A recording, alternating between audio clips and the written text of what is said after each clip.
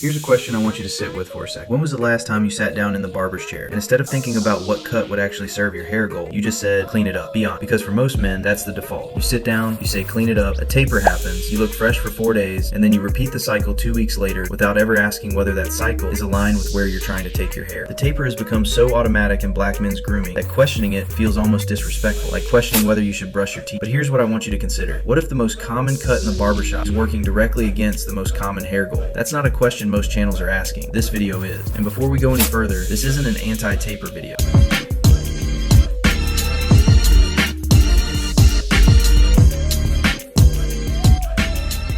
I've rocked tapers for years and they looked great. If a taper aligns with your hair goals, keep getting it. What this video is about is the default, the clean it up that happens without thought, without intention, and often without any connection to what you're actually trying to achieve with your hair. That default is what I want you to walk away from today, not the taper itself. What a taper actually does. Let's make sure we're clear on the mechanics, because most men don't actually think about what a taper removes. They just know what it looks like when it's done. A taper is a gradual reduction in hair length from the top of the head down to shorter hair at the sides and back, getting progressively closer to the skin at the perimeter. It creates a clean, structured silhouette. That much everyone knows. What most men haven't considered is what gets removed every single time that taper is cut. Every taper visit removes length from your sides and back. Not a dramatic amount in one session. Maybe a 1/4 inch, maybe a 1/2 inch, depending on how much growth happened and how tight the taper sits. But if you're visiting the barbershop every 2 weeks and getting a taper every time, you're removing that length repeatedly from the same zones before it ever has a chance to accumulate. The top of your head grows because you're not cutting it. The sides and back grow and then get cut over and over in a cycle that keeps those areas at a permanent short length regardless of how long you've been growing your hair. And there's a second mechanism worth understanding. Not about the taper itself, but about what happens to your hairline over a long period of regular perimeter work in the same zone.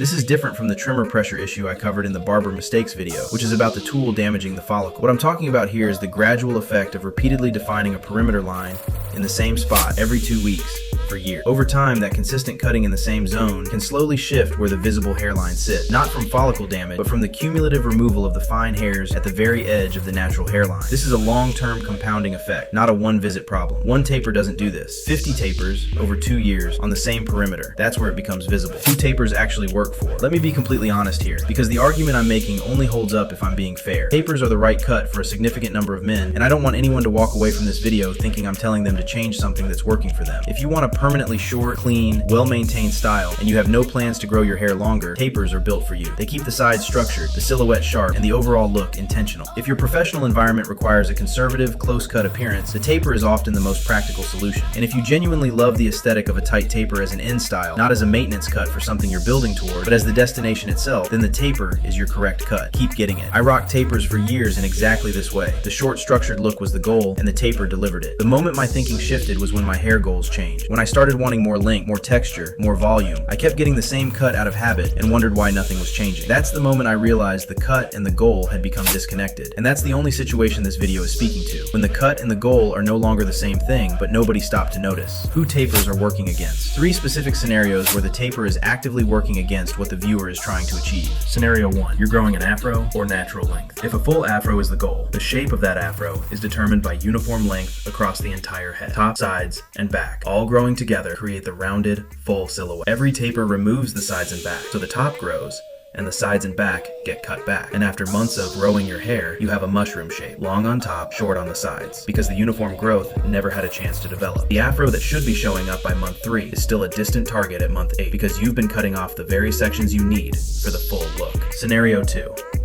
You're maintaining waves and you care about your long-term hairline. This one is more nuanced, and I want to be precise about it because I know my wave community is going to have thoughts. 1 taper doesn't damage your hairline. 10 tapers don't either. But 2 years of bi-weekly tapering on the same perimeter zone, week after week, can gradually shift where your visible hairline sits. Specifically, if your wave pattern's frame is your hairline, and that frame is slowly moving back over years without you noticing, because each individual visit changes it by almost nothing, that's a long-term cost that's hard to see in the short term, and very difficult to reverse once it's visible. Scenario 3, you're recovering from damage or thinning. If your hair is already compromised from previous habits, chemical damage, traction alopecia, follicle stress, the last thing those vulnerable areas need is repeated mechanical stress during the recovery period. Every taper session runs clippers through areas that need rest. This isn't about the barber doing anything wrong.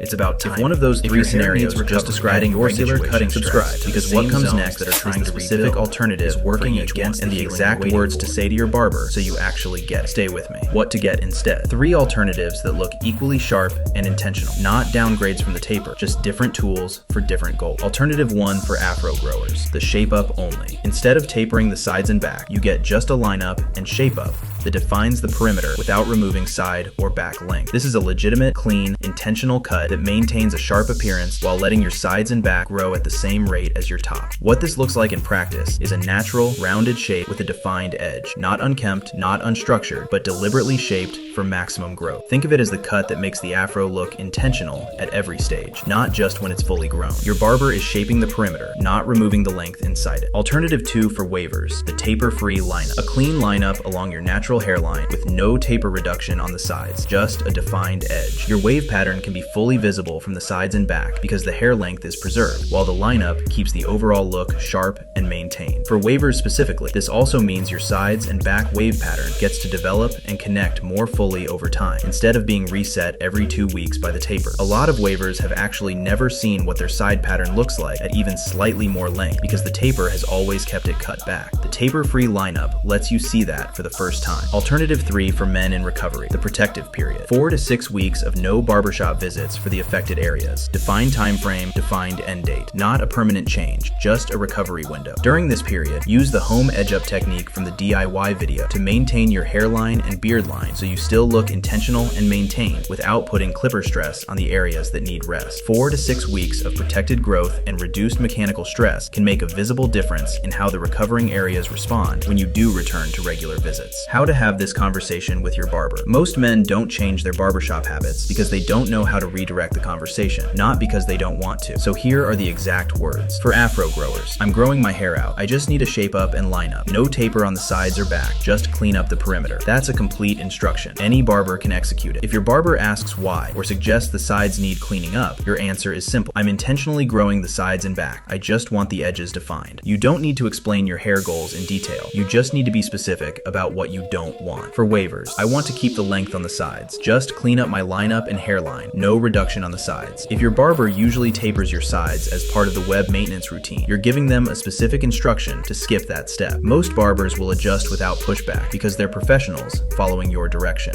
If you're partway through the cut and the barber starts going shorter on the sides than you agreed, say something before the cape comes off. Can we leave the sides a little longer than that? I'm trying to keep that length. Mid-cut feedback is easier to recover from than discovering the problem in the parking lot. Your barber wants you to leave satisfied. Give them the information they need to make that happen. And after your cut, especially during a no taper growth period, apply a lightweight oil to your scalp and hairline. I use the Juice Boost oil for this. It keeps the scalp nourished between visits and supports the follicle environment during a period where the hair is being grown rather than cut. Here's the sentence that summarizes everything in this video. The default is the problem, not the taper, not your barber. The automatic, unexamined, clean it up that happens without any connection to what you're actually trying to build with your hair. The taper is a tool. Tools aren't good or bad. They're appropriate or inappropriate depending on what you're trying to do. A hammer is the right tool for a nail. It's the wrong tool for a screw. The taper is the right cut for some goals and the wrong cut for others. The only question is whether you've ever actually matched the tool to the goal. Your barber is skilled. Give them better instructions and they'll give you better results. That's not a criticism of barbershops. It's an upgrade to the conversation you have every time you sit down in that chair. Start that conversation tonight by thinking about one question. What's my actual hair goal right now? And is the cut I keep getting helping me get there? Drop a comment right now. What's your hair goal? And are you getting the right cut for it? I want to see how many people have never actually asked themselves that question before today. And